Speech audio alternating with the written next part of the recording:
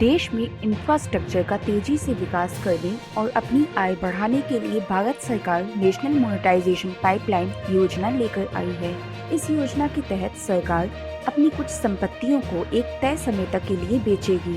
सरकार का दावा है कि इस स्कीम की मदद से अगले 4 सालों में करीब 6 लाख करोड़ रुपए की इनकम होगी। इस योजना के जरिए पैसेंजर ट्रेनों, रेलवे स्टेशन से लेकर एयरपोर्ट, सड़कों और स्टेडियम का मोनेटाइजेशन किया जाएगा। क्या है एनएमपी? एनएमपी में केंद्र सरकार अपनी ब्राउन फील्ड इंफ्रास्ट्रक्चर संपत्तियों से पैसे जुटाने की योजना बना रही है।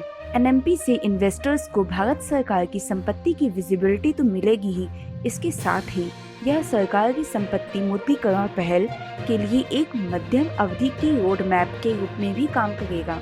यानी एनएमपी 4 साल की एक पाइपलाइन है। इसमें केंद्र सरकार के ब्राउन फील्ड इंफ्रास्ट्रक्चर एसेट को शामिल किया जाएगा।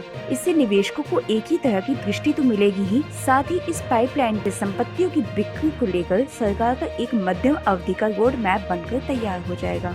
एनएमपी का उद्देश्य सार्वजनिक परिसंपत्ति के मालिकों के लिए इस कार्यक्रम के संदर्भ में एक मध्यम अवधि रोड मैप प्रदान करना है।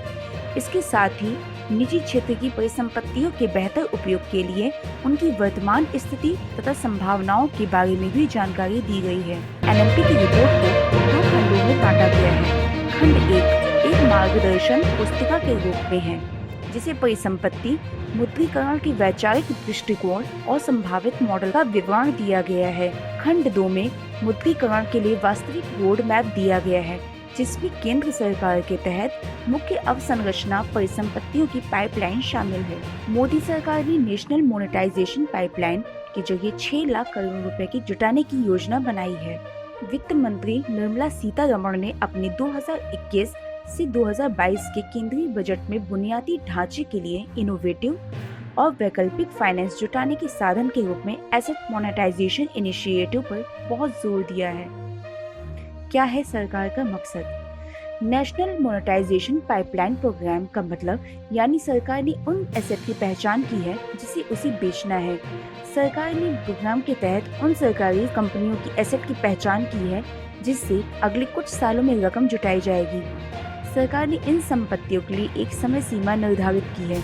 सरकार ने तय किया है कि मौजूदा वित्त वर्ष में 88,000 करोड़ रुपए और अगले 4 सालों के अंदर करीब 1.5 लाख करोड़ रुपए की संपत्ति को मोनेटाइज किया जाएगा।